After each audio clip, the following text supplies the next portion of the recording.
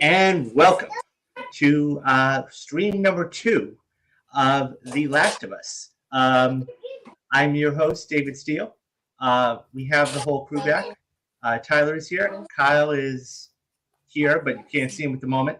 And we have our special guest. So this is the person that I've been teasing last week, and we've been talking for several months. And so why don't you introduce yourself, special guest, to the world? Is that me? Am I the special guest? That's you. That's you, Destiny. Go ahead, Destiny. I'm Destiny Jackson. I am a journalist over at Deadline and a Last of Us fanboy. I really love the video game. I played it along with Kyle, and not together. We didn't play it together, but I have played it, and also Kyle had played it, so I know he's my brother in cordyceps. So I'm excited to be here to talk with you guys about The Last of Us. Nice. So, this one was a fantastic episode once again, called Infected. And this one was actually directed by Neil Druckmann. And so what was your first impressions of the episode? Now, to be frank, you had gotten all the screeners, Destiny, right? So you kind of had not figured out, but you had seen. So rewatching it, what was your impressions of it again? Rewatching episode 2 was really cool because I get to see now things that are finished. I get to see like the finished product, and I get to see things that I didn't notice before on my first watch because I was, quickly like, okay, I have to get through this series. But now I get to take my time. I get to be at peace. Hey, Kyle. Kyle. Something here is I get to see like the vibrancy of the colors and like the things that, VFX added, the monsters, which I'm sure we'll get into. But yeah, I get to, those are kind of like the superficial things that I get to notice. My second watch. No, okay. So let's go around the horn. Okay, since you're on screen, what was your first impression when you first watched it? What was your first impression of it? The episode. What stuck out to you? Yeah, what stuck out to you? Neil Druckmann's directing, because this is his directorial debut, as you just mentioned, or that he directed this episode, but this is the first time he's ever directed anything in terms of like TV and stuff like that. He was a producer in Uncharted, but something here that's special is that he now has like hands-on capability for this show. So something that stuck out to me was kind of the way that he plays with the camera. He really uses a lot of, I think it's called depth of field. He so very much he's hiding what you can't see, like the terror right in the background, but you're focused on the person's face. So he's very much like a close-up kind of director, and then he reveals that horrifying thing like as soon as the person steps out of frame. So that's kind of cool, I thought, because it adds a little layer to the game. So first of all, this episode is very beat by beat. The first episode was also beat by beat, but there were some added changes that kind of left it a little fresh for like the eagle-eyed gamers. This one it starts off different with the Indonesia situation, which I'm sure we'll get into later. But then everything after the Indonesia situation is beat by beat. Like it's beat by beat by beat. So it's like you're sitting there kind of like, okay, but how can he make this fresh? How can he make this more dynamic than the video game? And the way that he plays with the camera is just enough, just a little spice, a little something different that he adds, especially to that museum sequence. That was pretty good for it being beat by beat. He kind of flavored it up a little bit. So I like that. So that's something that I noticed. And then he needs to be arrested for that kiss, but we'll talk about that. Yeah. Oh my God. Tyler, so what was your first impression watching it? I thought it was creepy as hell from the beginning, and I really love, and that's an interesting thing that he did, that whole racking. He was racking the focus in and blurring out the cordyceps or the clickers. And I really love that. Like, he uses it a way as like, it's in the foreground. The threat is in the foreground, and it's creepy to see it. Like, there was that one scene when they're hiding behind those see-through cases, and the cordyceps or the clicker is just like creepily walking in the background of it. And I was really impressed by that, because not every, even seasoned directors, don't do it that well with the rack focus and the turn. It like the pulling of the focus and blurring, as Destiny was talking about. I thought that was very impressive, but I do think I think he nailed his directorial debut when it came to live action, because, and I think it very much helped with the fact that he was the director of The Last of Us and The Last of Us Part 2, because I think that lended very well to him doing a knockout job. I thought it was great. I loved it.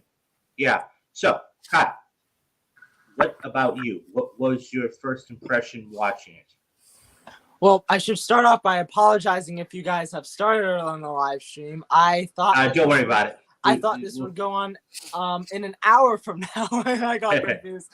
So I'm here. We're all good. I love this. Is, in my opinion, I enjoyed this episode even more than the first episode, because I just personally felt like it was more like the game than the first episode.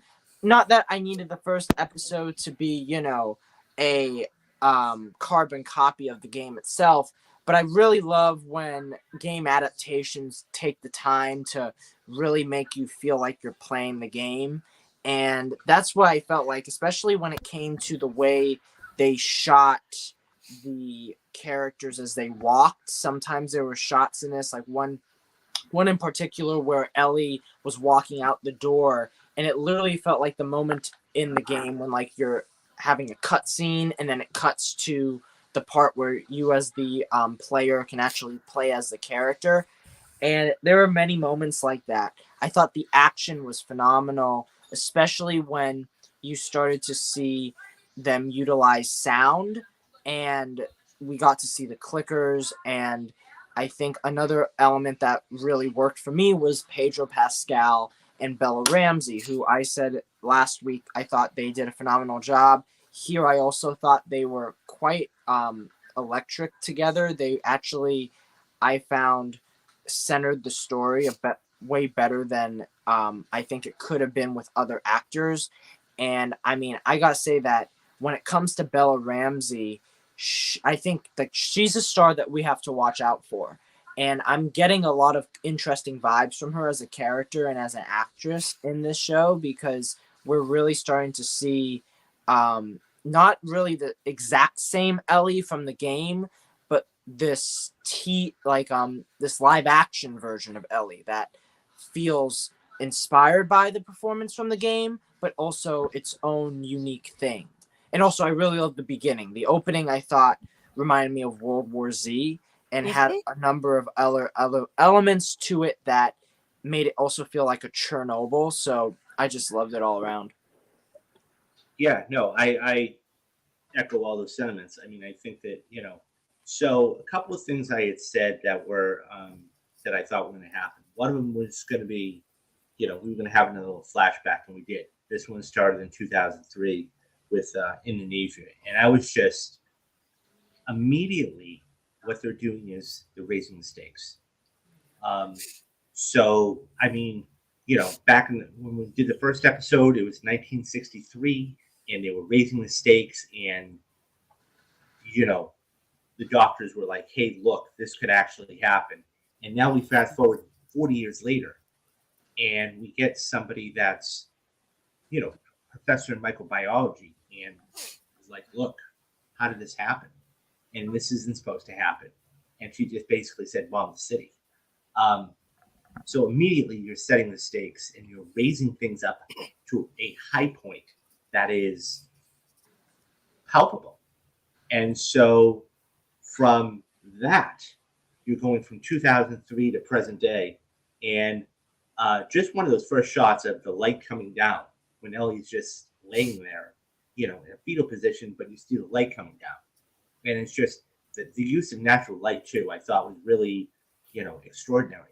How, even when they're walking out of that building, it's out of focus, and then it comes into focus really quick. And that, she was even like, wow, I didn't know it was like this. And it was just everything about it. Another slow beginning, too. Like, it was one of those things with the doctors, like I said, now it's going to be, and it picked up. It went like 0 to 60 really fast. Tell me some of the things so we've all played the game. See, this is more of, we've all played the game. Okay. Except for Tyler. We know what the story Yeah. is. Somewhat. Well, somewhat. except for Tyler. So this Somewhat. is brand new. This is fresh for Tyler. Well, let me ask you this, Tyler, since this is kind of fresh for you. What are you experiencing? It's terrifying. This is terrifying. But also, I do think, I forget who is the DP, the cinematographer, the director of photography on this episode, but I got to give it to him because it is one of the most gorgeous shows I have ever seen. And even in movie wise, I think this would be an awards contender. Like and it's terrifying. Like the clicker scene is absolutely terrifying. Yeah. And the camera works in a way that you are invested in these characters. And I love that it's a lot of close-ups on them. Like as we were talking about, the rack focusing on them when the threat is right behind them. And it's like, oh my God, like you can't see the clickers. Like that's not the thing that they're focusing on. So you're like, okay, where are they? Like what's about to happen? It's such a great experience, and I think that's gonna keep pushing this series, and it's gonna keep people talking about it. I think people that haven't played the game, and I think the report that came out of UK is like sales are up 200 something percent for the game itself. That is amazing to see. And it's fantastic and it's terrifying. I'm literally sitting there like trying to be like I'm afraid. There were a few times when I was afraid I was going to bite my lip hard because of how like frightened I got at some of the parts. It's great. Absolutely great. So let's talk about the dialogue. So since Tyler's not, he's kind of not. Since the players here, what did you think about the dialogue and the references? Did you think that was kind of coy how they slipped it in there, or was that, how they? So something that. Oh yeah, sorry. Go ahead. Go ahead. All I was gonna say is something that I'm really digging as a gamer, is the expansion of this world. That is so great, and obviously I can't say anything about anything coming up, but one of the things that I love is that you're starting to see the the bridge of how we kind of got here, or how this world that they live in got to this point. In the first episode, it's the Joel and Sarah didn't have any pancake mix or biscuit mix, right? And then the neighbors next door, they're offering her biscuits, they're baking cookies, right? And then in this one, you're like, you learn that there was an outbreak at a flour and grain factory in Indonesia, and then the doctor Ratna says, or Professor Ratna says, the perfect substrate, which is like, the perfect thing for cordyceps to hide in and to expand, is the flour and grain. So I think it's really cool that they're teasing these little elements about how the virus came to be and how it got so outspread, because that's something we don't get in the video game. They're just kind of like, shit happened. That's kind of it, right? And then you're just like, okay, like this is just the world we live in. So that's something that I really love. So speaking of dialogue, I love how rich the dialogue is. I love how expansive the dialogue is. I love the sarcasm. The sarcasm's kind of playing a little bit differently. I'm a lady of sarcasm, so I love when Tess was saying, like, you know, we could take the long way or the we're fucking dead way, right? Like, obviously, like you're gonna take the short or the long way over that way. So I really love those little moments too. So and then Joel keeps repeating like his little dad jokes. He hasn't gone full dad yet, but we're seeing him kind of, I don't want to say warm up because it's not exactly a warm up, but like pre-warm up, right? Like something, because he, you know, Ellie's like, is anything bad in here? He's like, just you, right? That's the, how many times has he said that? You know what I mean? Yeah. Or will say that rather. But anyways, so yeah, I really love the expansion in the dialogue. You know, to build off of what Destiny was saying when it comes to that opening sequence, I do love how they're exploring the global nature of this event, because that's also something we don't really get in the game. It's always centered around where Ellie or Joel are living. And I like that we get to see another country experiencing this this pandemic. And then we also get to see, even the beginning, we see how time explores it. So what's it like in the 60s when you're approaching this subject? So I think that is something that, like, as I said before, in fact, I'm reading right now World War Z by Max Brooks, and I'm just getting the vibe when I'm watching this scene between this doctor and, like, even when she says the line, you know, there is no vaccine, there is no medicine for this, we must bomb the city. It's really chilling to hear that, especially after us trying to come out of a pandemic ourselves, where I wouldn't be surprised if in a number of years Craig Mazin makes a TV series on COVID. I think that he's able to somehow give us this really real and relevant situation, but it's still based on a video game and also based off of just zombies in general. So I do like how it feels real despite it not being as real as we might think it is. Yeah, I mean, I think everything about this is, I think it's one of those things where this is getting better and better and better over the course of, it will get better and better and better. Let's talk about, I love that. I did enjoy the dialogue because I love the references. You know, I mean, Ellie says, well, how long do they last? Or she was asking Joel how long they last, and they said, well, it could take years, weeks or months to years.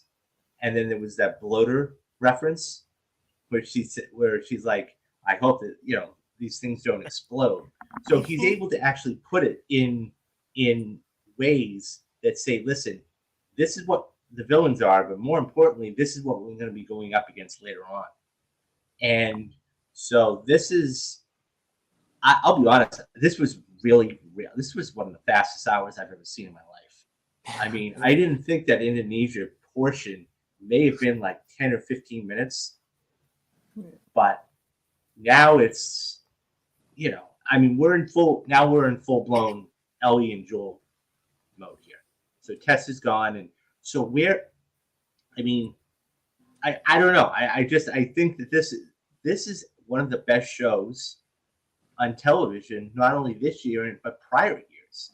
I was saying to you guys off the air, they have spent the money, and you can tell they've spent the money, definitely. And you can see where the money is. I mean, just looking at the creature, like the infected, the clickers themselves, like that is something, I believe it is practical, but it's... Oh, it is. It's 100% practical. It looks like you say to yourself, wow, like that is...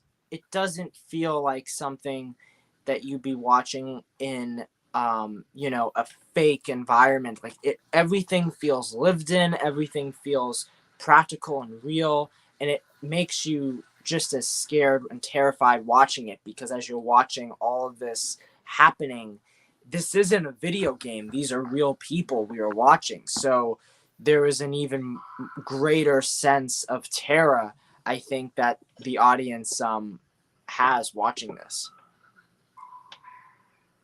What did everybody think of the comedy? Was everybody laughing? Oh, I mean, I know I was laughing my butt off. Mm-hmm. Talk to me, guys, about the comedy and how that really played a part in this. I thought Anybody? Ellie, you guys, can you guys hear me? Yes. Yeah. All right, cool. I thought the whole part where she's like, if she twitches, shoot her, and Ellie starts to twitch, and what's her name? Tess. Tess is like, quit that. Like, Tess. I love her. I love that kind of stuff, and I can see, even just from the little that I've known about Ellie from the video game, like, Bella is Ellie. And I can tell too that she is making it as well, adding her own, as I think it was Destiny was saying, adding her own spice flavor to the character to kind of make it her own as well. I thought the comedy in this was great too. Like, that's so funny. I did not laugh. The only time I laughed was the Tess, the "we're fucking dead" way. And so I'm trying to, like, there's things that are funny, and then it's like things you're like, okay, I appreciate that, but like you don't laugh. But I think the only thing I really laughed at was that line. But Pedro's face in that scene you were just talking about, Tyler, is fucking hilarious, because he's like, I want to shoot you. You know what I mean? Like, he gives no F's, right? And then Tess says that, or Ellie does that thing, right? And then Tess is like, girl, like, what is wrong with you? Like, he give him a reason, literally give him a reason to kill you. And so Joel's face is kind of like, and then he has this little line where he like roasts her about the chicken sandwich that she had in the first episode. So those are like the little things, but yeah, so that's funny that you brought up humor. For me, I do agree with Destiny. I think a number of the jokes in here I didn't quite find myself laughing at. The one joke that really got me though was when she asked, "Can I have a gun?" And then they said no, and she's like, "Oh, I guess I'll fight them with a sandwich or something." That one got me.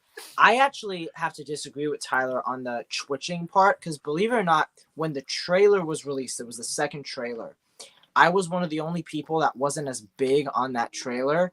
And that was one of the reasons, because that twitching line I did not care for. And I think it worked a little bit better in the show outside of the trailer. But I think it was there's that one little part after where she like says, "Oh, okay, I won't do it." That doesn't really work for me.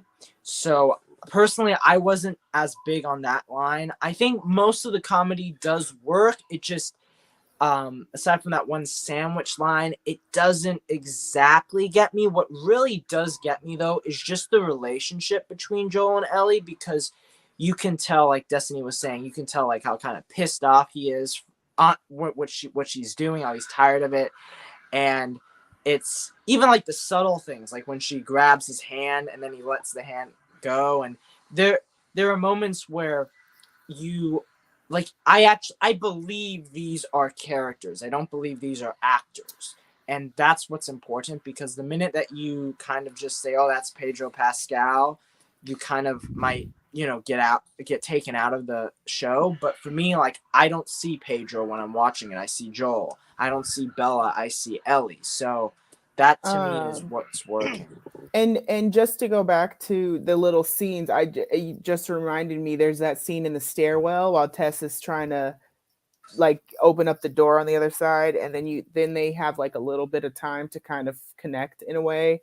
And I think Ellie, she's like, "Hey, are you and Tess?" And like Joel's like, "Pass." You know what I mean? And so I think that was kind of like a little like tee, moment or whatever. And, because we don't have pools in the QZ. You know what I mean? Like, so so there's I don't know how to swim. Yeah, right. She doesn't I don't know how to swim.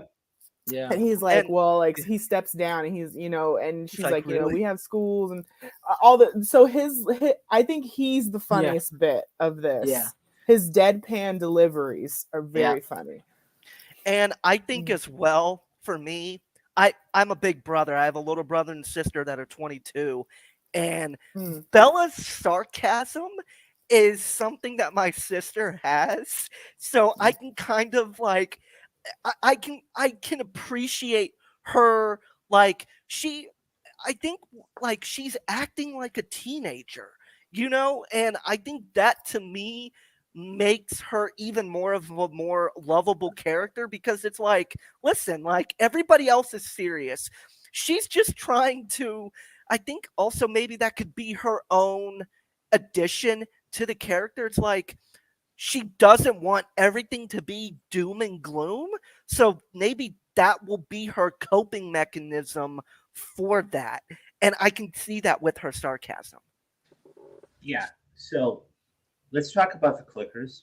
I mean, they were the bright, shining stars of this episode. So everybody, so they were practical. I mean, so anybody, I actually sat down and I did stay for the end. And that's why we started a little bit late, because I wanted to watch the behind the scenes stuff on the clickers, because that to me was fascinating, and how they went through 12 and 15 different types to actually get it. And, Neil said, when I actually saw it done, not only on paper, but practical, I shed a tear. It's just, that's why we started. They were terrifying. Go ahead. So what I would say on that is I've been following Craig Mazin's work since like he was announced a little bit that they were going to do a Chernobyl series. And I remember back in like, it might have been mid 2019 or so when they announced that he was going to do the Last of Us TV show. And I remember him talking about, you guys are going to flip shit when it comes to seeing these designs of the clickers. And it's amazing. And I think that's amazing to see that now 4 years later almost, it's delivered. It is so, and that's the thing too, I think this could also show is, if you can do it practically, do it practically, because it will deliver an experience that the audience will never forget. And I hope Hollywood as a whole takes notice of that, especially in the horror realm of it, because you can tell and you can see the texture of the clickers. Like it's real. And I love that about the design. Well, now it's going to lead me to my next point, okay? Was the visual effects. The visual effects team is just, I mean, that shot when, you see the clicker's head not only on Joel and Ellie, but, right in front there, and you go, wow, because you have to make every single one different than the other. And, that's the big thing. And so being right there in front, and go, whoa, because you have to make everything different than the other one, because they're not robots, they're people at the end of the day. How do you think Neil did with building tension? So, I mean, we had a couple of shots, but do you think he did a good job? Like, I was kind of saying to myself, okay, strike one, strike two, strike three. How do you think he did building tension there?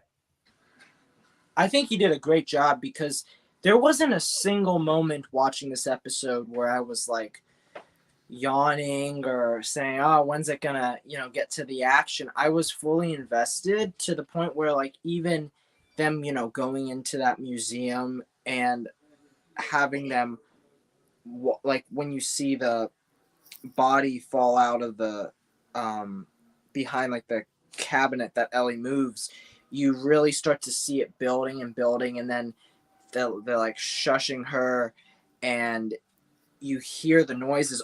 I mean, the tension really starts off when you hear that one like clicker sound as they're walking towards the city and the museum, and like that moment you're like, wait a second, because like you realize, like I wasn't even thinking about this. The first episode really relied more on the human characters. I mean, we got a little bit of the infected in there, especially when they went to attack Sarah. but like it was really more so centered on the human characters. So we hadn't seen the clickers, we hadn't seen really any of the infected in this first in the pilot episode. But here we get our first taste of them, and it's the fact that it's the unknown, utilizing depth of field in certain ways, like Destiny was saying. Like it really gets to this point where you really do feel like you're going to see some type of monster that you haven't seen before, and you have no idea, just like Ellie, what it's like, because this is 20 years later. What are they like now? So I thought it was really really tense. I thought he did an incredible job.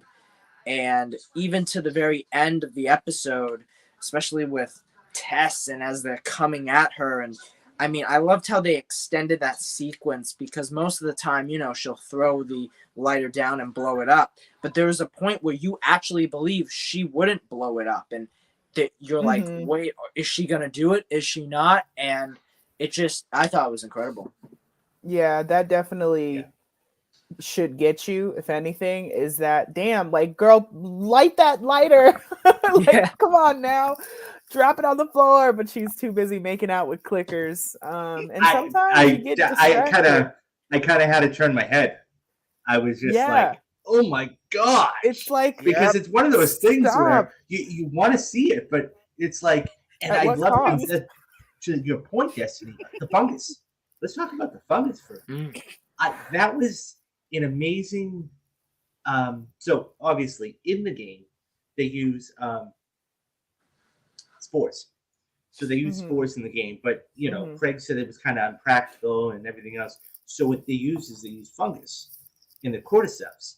And so, I did watch this. It was something called the Wood Wide Web. It had something to do with fungus. So you could act, and there was that scene between Tess and Ellie where she's basically saying, look, because that was creepy, by the way. She gets on the ledge and she looks over and you just see all of these bodies. And I had a look, I said, are those moving? I went, oh my God, those are all moving. So it kind of, honestly, it kind of reminded me like the Borg a little bit, the collective. But it's one of those things where, just having it there and, yeah, that was one of those things. One of those additions are the tendrils, the tendrils and the hive mind function. That's crazy. Because you're not getting the spores, and that's fine. At first it was kind of like, why aren't the spores important? But I mean, yeah, if you think about it, like on TV, that just doesn't work. Because you'd have to have them in masks all the time and all that stuff. And then someone would have to build those spores, and that would probably be a nightmare. But so seeing that learning that they were also a hive mind situation, I mean, that just ups the stakes for what they can and can't do, or how hard it is for them to kind of traverse the landscape. Because in the game it's just kind of like, as long as we're not seeing spores, we're pretty much okay, right? But then maybe sometimes you'll get like the random clicker that runs across your path while you're like walking up the road or whatever. So it makes it even scarier to think that you could just be walking and legitimately like be safe, but if you step on a random tendril from like from an infected person, or from an infected from like last week or whatever, like it's over for you. So that was pretty scary to learn. And then it was also scary learning or seeing all those bodies splayed out on the floor like that. That was wild. That was a wild ride. Yeah, seeing that for sure. And I like how Tess kind of took over like the education. Joel was not involved at all. Yeah. Joel's kind of like, teaching her. Okay, that's nice. Yeah. No, it's just, anyway, it's one of those things where, oh my God, it's just. Did anybody think that this was a fast episode though? Yeah. I mean, I honestly, like, I know we were talking about it just a couple of minutes ago, but like, my God, this seemed. I didn't think they spent that much time in the Indonesia scene, and. Next thing you know, it worked though. It worked. It worked. And we gotta praise Neil Druckmann's direction again, because I've been on shows where it it drags, and you get directors that don't know what they want, and the writers can also be fumbling the ball a little bit. And this is how you do a show, and it's efficient. And I think in the behind the scenes, you see Craig and Neil talking to one another. And I think that's a testament to the fact too that they are a good team and they listen to one another. And I think it's a testament to how great Neil Druckmann did on his first ever episode of a live action TV show that he has ever done, because it's phenomenal. I think it's he nailed it, and I wouldn't be surprised if we start to see more of him doing this kind of stuff in the future. Well, I'll say this much. I mean, he had the material, right? Mm-hmm. I mean, he wrote the material, for Christ's sakes, but he had the material there. So it's not like he had to, as far as directing, and I would agree with you. The thing is that when you're directing something, whether it's a video game or he has the organizational skills. I mean, it's different than, I mean, you have to go through a lot of steps, obviously. But I would say this. He has the directorial experience. So really, while this may be his first television venture, yeah, that's true. He's been in the director's chair, if you will, and he's led a whole group of a whole group of people to something that's been successful. So let me ask you this, Destiny. When you watch this the second time, did you notice anything you missed the first time? Bold of you to think I watched this a second time and not a fifth or sixth time. This is actually my fourth time watching this. Oh my episode. goodness. Dang, good for you. Now, was it just this episode or the whole series? The whole series I've watched twice. Wow. And as I'm going along, I'm rewatching them. So there's certain episodes that I've watched multiple times, but as like a whole, just the twice that I've watched it. But now I have to watch all of them again, so it'll be 3 times. But this particular episode I've watched 4 times. So anything that I caught on this one that I didn't the first time around? Oh, I guess that Bill and Frank reference. I didn't catch that the first time that I watched it, because I was so disgusted by the kissing, and I guess she says it before the kissing, but I was just so distracted. I was just like, oh my god, the clickers are coming. Joel just shot this man. I don't know what's happening. Tess is bit, so I didn't catch that she said, take Ellie to Bill and Frank's. They'll know what to do. Because I don't think she says that in the game, or maybe she does. No, I don't think she does. I mean, that's their next step, is to go to Billstown, right? Because he wants a battery still. I think, right? Because Joel, but I don't think Tess brings that idea up. So that was something that I noticed, but other than that, not really. There was stuff from the first episode that I was like, oh, I didn't catch this time. Like I didn't catch that clicker. At the end of the episode. I don't think anybody did. And I didn't catch that it was a Depeche Mode song. Like that sounded familiar to me. I was like, oh, this sounds like somebody. I don't like Depeche Mode, so like I blocked it out, right? So I was like, I know. I can't stand him. But, so I was like, all right, who is this? And I was like, oh, okay, it's Depeche Mode. Shazam! There's a really good song drop next episode. I'll tease that. Another old reference. I think it must be from the 70s. I think. And then there's a really cool, beautiful reference to The Cure later, which I wouldn't be know shocked I if they were actually using songs from The Cure. So. Yeah, we're using. Yeah, exactly. It's ironic. I mean, I don't know this. I don't have the inside information. I'm just saying.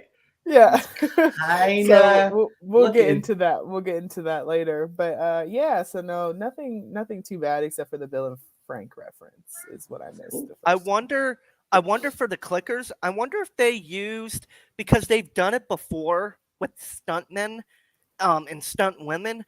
I think it happened in that movie Day Shift. I wonder if they use contortionists for the clickers. I wonder. I want to. That would be something too. Maybe I'll look into is how they, like the second unit stuff that they did with the stunts with the clickers. Yeah. I'm really curious about that now. I'm sure someone's got to have an interview Oh, coming yeah. with the Yeah. Mm-hmm. VFX people. I'm sure we'll learn all the things about this. They probably wanted to wait for this episode to happen before they released anything else about it. But I'm sure that's going to come out. But yeah, that's a good question. Did they use like people who have agility skills? Yeah, because they're definitely, because I mean, I think they highlighted that in the Day Shift, the Netflix movie, when they did the behind the scenes stuff for that. So I'm really curious about that. Yeah, that's cool. Megan, really cool. All kinds of horror. That one Malignant, you know, they used you know, different kinds of people so they can move their bodies. This is, I mean, you can see the clicker on the screen. It's just nasty. And it's so fascinating to see how so the things that really got me that I really liked was so as I said last week, a lot of this dialogue was just pulled straight out of the game. I mean, I think there was that line about Bill and Red. That really wasn't, but everything else was just straight out of the game. I really liked that. I mean, the interpersonal connections, that was something else. But I mean, it's just, this is just going to get better and better and better. And I can't rave. I mean, having played the game and now watching it on the live screen, it's just one of those things where you go, wow, that's amazing. They're actually able to do this and do it well. Because, I mean, let's face it, that was the biggest thing coming into this was the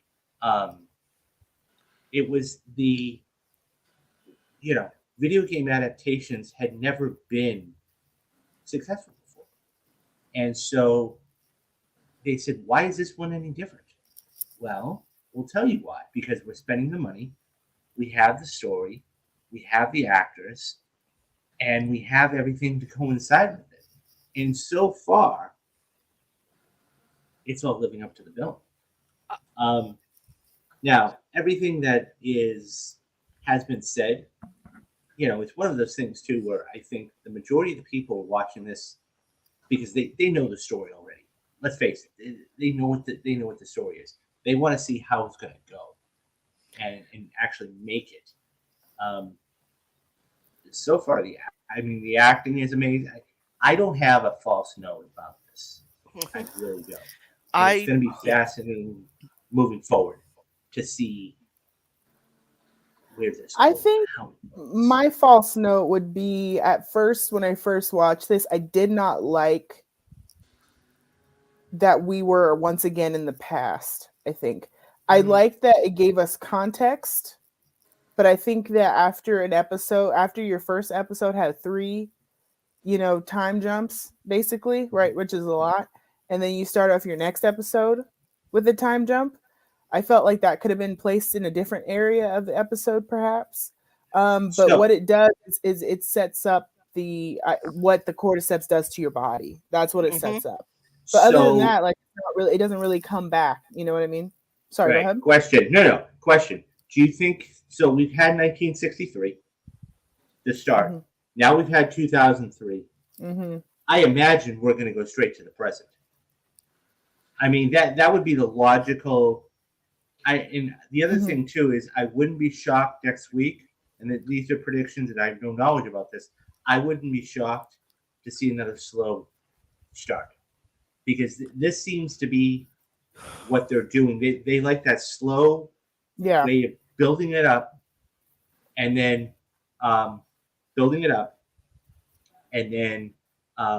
raising the stakes. And definitely. Next episode is my favorite episode of the series as a whole. So I am so excited to talk to you guys, talk with you guys about that one. Sure. So everybody I have heard has said Billstown it starts picking up in episode 3. Every single person. It's going to be a highly praised episode, no doubt. No doubt, awesome. People are going to be talking about this episode. Well, we now the infected. If it's half of the infected, okay, half of what we saw tonight. Yeah. Because this is, I'm really curious to see the traps. I'm more curious about the interaction we're going to have between Bill and because that in itself, if you guys remember in the game, well, I'm not going to spoil it for Tyler, but there is some really, really funny dialogue. And moving forward, I mean, now that we know they're keeping the dialogue to a certain extent, how is it? It looks like it's going to come across. And so, quick question. Where do we think, we know they're going to Billstown. Where do we think they're going to end the episode? I mean, Destiny knows this already. So where do we think, all of us, where do we think they're going to end the episode of next week? I have no idea. And I think that that's the cool part of being somebody that hasn't played the game. And I would also add this as well. I didn't doubt how this was going to go at all from Craig Mazin. I was fully on board after Chernobyl, and I knew this was, it might have been naiveness on my part, but I knew Craig and Neil were going to hit it out of the park, especially after bringing in, Neil Druckmann, who helped make the game. I'm like, yeah, this is going to be a slam dunk. So I had no reservations for the series. And if I would have bet on this, I probably would be making some good money on that bet. So I'm happy about that. Yeah. Tyler, I have, one of my roommates is actually watching The Last of Us, and she hasn't played the game. Mm-hmm. And then I also troll Twitter, and my friends are watching The Last of Us, and they also haven't. One of them has watched me play it, but the rest of them have not, right? So they really dug this series. They really, really loved the episodes that they've seen. So they're really into it. I do think that this is accessible, whether or not you play the games or not. Because it's so rich in its explaining of the world. If anything, you're getting an extra gem for not having played the game, which you can't say for some other things like, I don't know. I don't watch Arcane, but I hear Arcane's really good. And, suffering through Resident Evil, there's some things where you're like, oh, okay, Wesker or Umbrella Corp, right? Those are things like kind of like you're ingrained, right? But otherwise, you're kind of watching. I mean, either way, I guess if you're the audience member, you're not bogged down. You're free, basically, Tyler, is what I'm saying. Is that you're free. Yeah, this is actually really cool. Free. This is really cool because for Tyler, this is like first reaction for him. Yeah. This is completely visceral. So he has really, I mean, he played up to a certain extent and we're past that point. But this is all first reaction for him. He has no idea what's going to go on. I mean, he may have a little idea, but I would like to add, my final thoughts on the episode itself. I'm liking how they're also playing with Joel's PTSD. Yes. In the first episode, you get that at the end, and then in this episode, he has to reconcile with Tess dying, and he doesn't even say anything to her. He literally, he's just like, he has to take Ellie and leave. Like he can't sit there and have sentiments. Like she's the only one who's kind of like, Joel, like set things right. Like he literally does not say anything to her after the bite. I think he said like one thing, but like after that, after she reveals she's bitten, like he's already like, he's out, you know what I mean? And that's pretty interesting to see. So they, his manifestations of his own loss and stuff. And he walks away from Ellie. Oh my God. Yeah. He walks away from Ellie at the end. Like he takes her, but then she's looking at the wreckage and he's already gone. You know what I mean? So I really did like that. Okay. That's all I have to say. So Kyle, having played the game, knowing what you know, after Billstown, where do you think it's going to end? Or do you think Billstown is just going to be one whole episode? Well, like Tyler, I also have absolutely no idea where it's going because I don't really remember the game as well as I think you, David. Like for some reason, it's a game that it didn't quite stick with me. At least the beginning did and the end did. So a lot of this stuff is also kind of like I'm watching it for the first time, but I'm kind of like remembering things.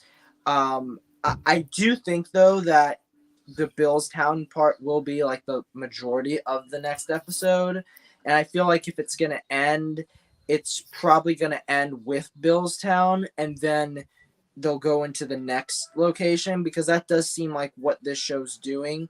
I've had some issues in the last couple of years with television where even a show like Lord of the Rings, The Rings of Power, they tend to stay in the same location for more than like one episode. And that's okay if your episodes are like 30 minutes long. But in the case of that show, it was like an hour long and they were still in the same location they were in like 2 episodes prior. And here, I love that we're seeing the characters moving along because it is a journey. And I think that the next episode will end wherever they are at, and then they will move on to the next location. And I think that will definitely keep the pacing really, quick and sharp. And it won't even be like Walking Dead, because going into this, I was like, clearly the big comparison here is going to be The Walking Dead, and how does that show compare to this? And I mean, The Walking Dead season 1 I loved, and I even loved season 2, but then when The Walking Dead started to go into its later seasons, they also became stuck in the same locations with the same stories for many, many episodes. And I think the benefit with this show is they already have a story outlined that is quite short. It's only one game, and then there's another game, but I think that they have the chance to really tell a really compact storyline here, and it's not going to feel like it runs on for too long. I feel like the audience watching this is going to be heavily engaged, heavily devoted to the show, and also I think heavily entertained, because one thing I can say for this is, compared to last week where they gave you like a lot of the action in the beginning of the episode, I like how they gave us more of the action at the end of this episode, because it left me personally on a high note. So yeah, I think next week is probably going to have even more action in it based on the trailer. So we'll have to see. And I would say I think the pacing for this episode was fantastic. Yeah. Like, it doesn't feel rushed, and it's at that pace where it's like it's just going. And I really appreciate that, because like sometimes even video games seem rushed, but they're allowing the story to play out, and it doesn't feel like, we got to get to this ending. We got to get to this ending. So I really do appreciate that about the pacing of this. Yeah, no, I think you're right about Billstown. I think Billstown is going to be a whole episode. And if it's anything like, what is being out there, the game halfway, like the game, which all indications look like it's going to be, this is going to be, I think, to your point, both your points, you had one that started slow and picked up at the end, and then you had one that picked up, started quick and then slowed down. I think this one's going to be full tilt, and I think it's going to be full tilt, full on adventure from here on out. And I think that they're going to omit a couple of things. Probably the end of next week, you're going to see them get the battery from Bill and be on the way. And the clip where, Ellie says, what, am I not family? He says, no, you're cargo. That's probably going to be in episode number 4, right in the start, because that's when they're on their way to Philadelphia. So, this just keeps impressing. And there's no way, and we've talked about this before, there's no way they're going to put this on cable. There's no way. FX, and there's no way. Because forget about the vulgarity, forget about the nature of it. This is a story-driven game, story-driven story. And, God, I know we've talked about it before, but the potential here, if, for all intentions, if they're even thinking about looking at making part 2. Oh, they are. God. They are. Oh, I know. They're definitely going to do it, and I wouldn't be surprised if maybe episode, because I think it's 9 episodes, right? It's 9 Right. episodes. I wouldn't be Yep. surprised if they're about to, like, maybe 4 or 5, maybe 6.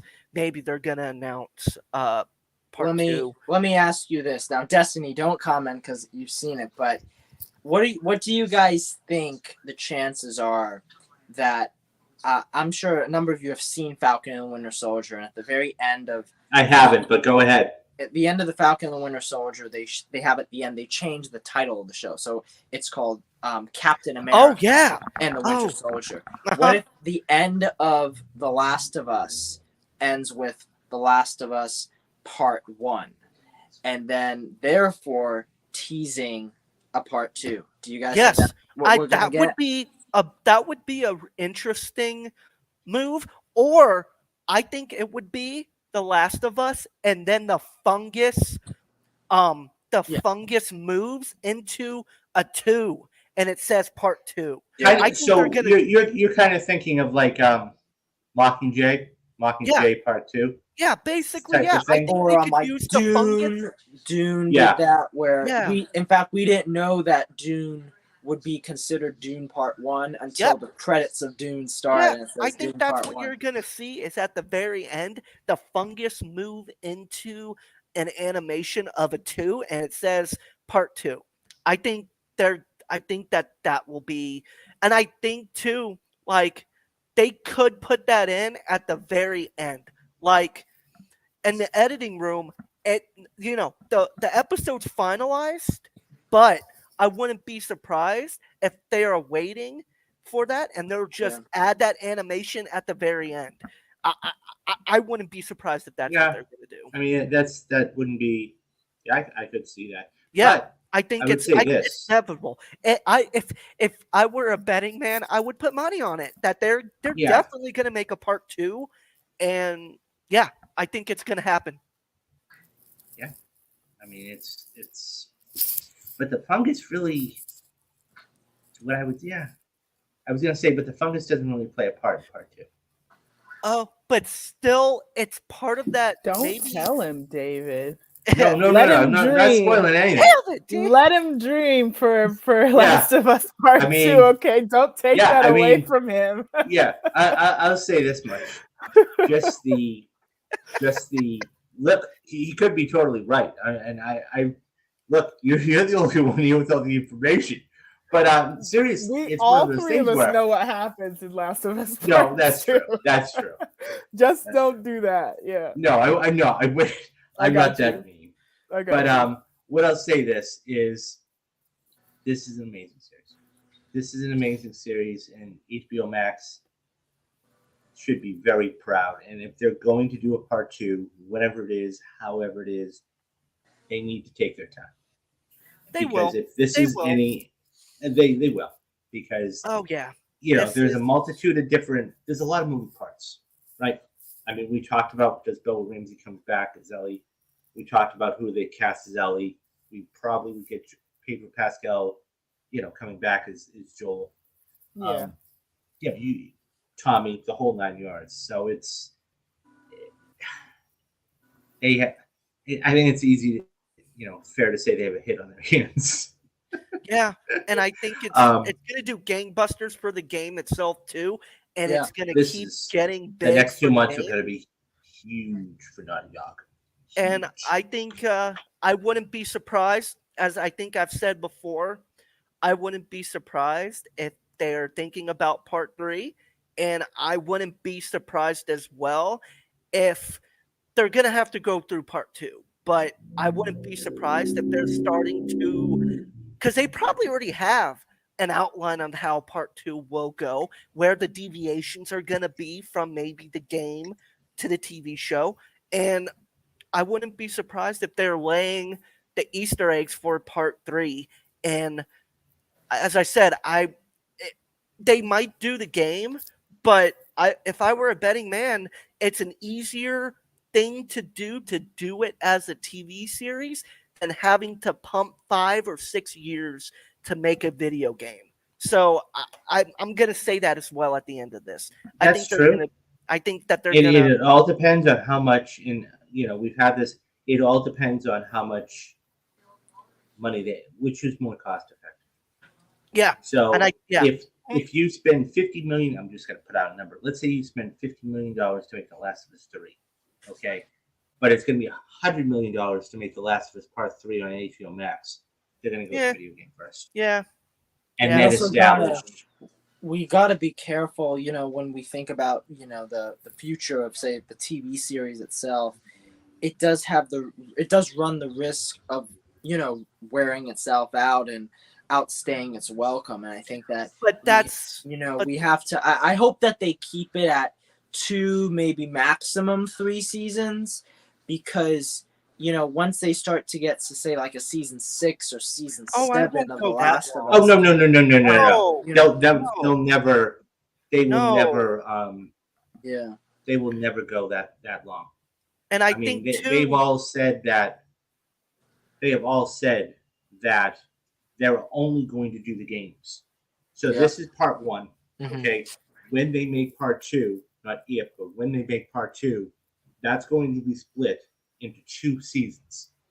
So, and that's perfect. Anybody, I'm not going to spoil it for anybody, but there's one sequence in the middle of the game that is the perfect point to just as a cliffhanger.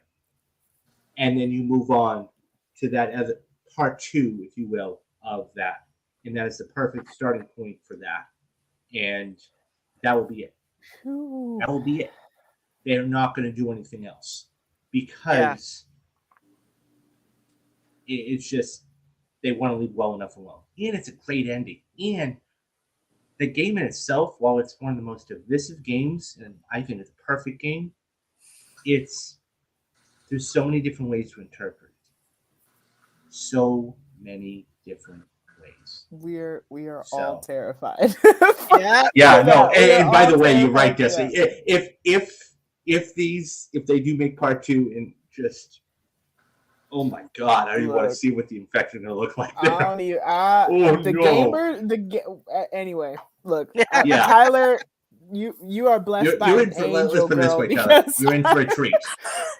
You're in for a treat for the rest of the series. Oh my God! You haven't played part 2, have you? No, I know what happens. I know about the big thing that happens, but other than spoilers. That, no, I'm not going to spoil it. All right, at least he knows the big thing, but we're not going to spoil for the viewers. Do me a favor. Yeah, take the time. Take the time. Hour a night. You're not going to do an hour a night. I'm not going to watch any of the game. Seriously? I'm sorry. I'm just exactly tired. I'm not going to watch any of the game because I know how divisive it is and everything else. Oh, I like just doing enjoy it the ride, bro. Yeah, exactly. I love the ride. Just enjoy. But I guess it's more of an emotional rush because anybody who's playing, from the production side of things, for me, the thing that I'm thinking about is how in the hell can I work on this series? That's where I'm at with this. Like, as somebody that works on these sets, like. That's not a far out thing for me to try. In Canada.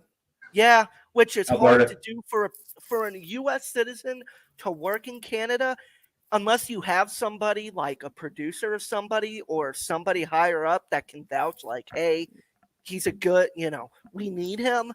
That's the only thing that does that. But crazier things have happened, so I'm excited. They could change location too. Yeah, they could.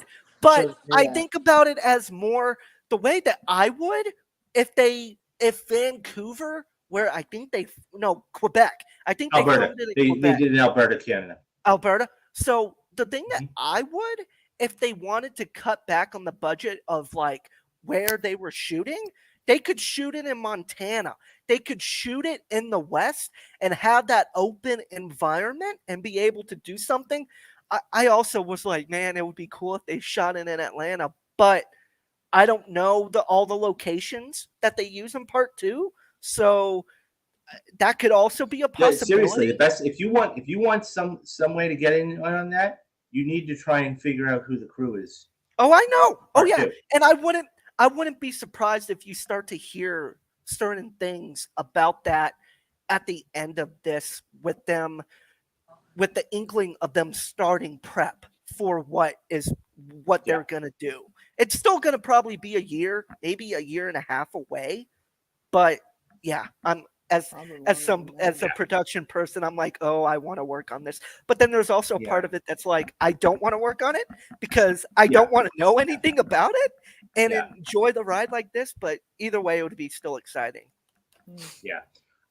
Guys, this is a great series. I mean, can you tell we're gushing about it? But it's an amazing series. And episode 3 is next week, and we're going to be right back here doing another live stream. It's probably going to be so next week. From everything, I think I looked on IMDb and it said it was like an hour and a half.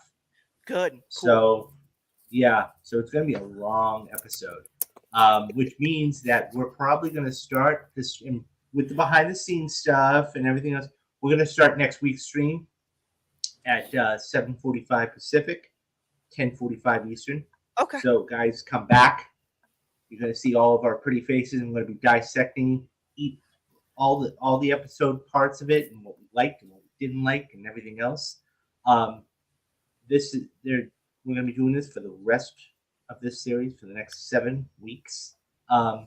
Guys, also, we've got a ton of stuff on the channel. If this is not your thing, but I'm pretty sure it's going to be your thing, we've got a ton of stuff on the channel for you coming up. We've got first reactions. Next month was going to be Fargo. So we've already done next month's perfect movie and Captain America Winter Soldier. That's already going to be out. We've got, the roundup coming to you every single week. Okay. That's going to be, continue. When the summer months start to pick up, like May, June, July, August, we're probably going to do just a spoiler cast in lieu of them because it's just too much. But nonetheless, you're going to be getting all that content. And then, I know you're covering. So, Destiny, let me ask you, what are some of the movies that A, you're looking forward to for the rest of the coming months, and B, some that you're covering? Give our viewers some movies that you're looking forward to and some that you're going to be covering and ready. Oh my gosh. Well, so far I'm mostly covering TV at the moment. So the next thing that's coming up is going to be Marvel's Moon Girl and the Devil Dinosaur, which is an that looks so much fun. So I will be covering that. I'm pretty excited because you don't get to see many Black female protagonists in science, but we're seeing more, of course, because we have Shuri and we have Ironheart. Her name escapes me at this time. Riri. We have Riri, and then we have the Moon Girl. In terms of movies though that are coming out soon, I'm looking forward to Insidious 5. I do want to cover that. There's some movie with Nicholas Hoult and Nicolas Cage. Oh, Reinfield. I know people that work on it. I know the first AD who worked on that. For that, I'm excited for that, and then of course Barbie and Oppenheimer.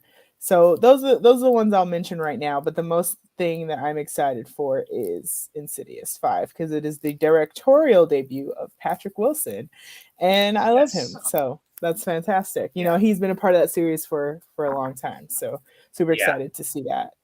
But yeah. So we're going to be doing spoiler casts for all of those movies. Oppenheimer, Barbie, Mission Impossible, Creed 3 comes out in almost 2 months. I know Tyler did some reshoots on that. We've got, a lot of other stuff. Ant-Man, which is going to be one of our first spoiler casts in about a month. I was reading something today, and we'll get into this another time. Like the script got leaked online or something. Is that true? Yeah, that happens. Happens. Especially in the Marvel scene. Yeah. That's insane. So that's going to be our first. Which I'm telling you, I think they just actually, speaking of leaks, the trailer was leaked online yesterday. So, really? For all we know, tomorrow will be the first release of the official trailer for The Little Mermaid. Because they did a teaser. Wow. They did a teaser not that long ago. But yeah, I think. And also, I wouldn't be surprised if this is the week maybe that we get the Gunn announcement about what he is planning on doing. And the Oscar nominations. Oscars Tuesday. That's a great segue. Thank you. Tuesday. Yep. Oh, my God. I have to be up so early. And as do I, girls. So we are going to be doing a live stream. What time is it? Is it 8 o'clock? So it's 5:30 Pacific. Yes, 5:30. Oh my 5:30 Pacific, 5 or 8:30 5, Eastern. God. Mhm. Where are And, they streaming on? It's YouTube? ABC. the Oscars.com, I think. Oh yeah, the Oscars. Yeah, and It's, you it's can their site. and you can pull it up on Twitter too. Okay. Okay. on, Yeah. their, Cool, cool. on All right. via their Twitter, their own Twitter. All right, Yeah, cool. so What a week. um, What a week. yeah, and then we're going to be up early, or at least I'm going to be up early. I don't know about Kyle, but I'm going to be up early, and we're going to be covering the Oscars, the nominations. I'll join in. Then, yeah, I get off work. I work on an indie film tomorrow, so I'll just remind me about what time you guys are thinking of doing it, and just send me a link, and I might be you might see a very tired 2.0, but I will. I'll join in on it with you guys for sure. Yeah, that'll be that fun. one. Now it's going to be a blast. We got Ant-Man. We got Creed. April. So May is going to start Guardians of the Galaxy. June, as he like to put it, is a murderer's row. We've got Across the Spider-Verse. We've got Transformers. We've got Barbie. We've got Indiana Jones. We've got The Flash coming out finally. Mm-hmm. Boatload, Oppenheimer, Mission Impossible. There was another movie I saw dropping that I saw. But yeah, so a ton of stuff here on the channel, guys. All you got to do, hit that like and subscribe button. Come back here. You're going to be getting all this content for free. There's going to be no paywall. Yeah, and that's it. And we're going to be back here next week. Okay, so I'm excited to see next week's episode as everybody else. Any predictions? I mean, we know where we're going. Any predictions of what we're going to get, though? Well, it's just Billstown. I have a prediction. I have a prediction. Oh, okay. I think this episode is going to be the most divisive of all. Okay. The other episodes. I will leave that. I will say that. That's that on that. I think it will. I think people should receive it well. Excellent. I wonder how gamers will receive it. That is what I will say. And that will be an interesting conversation.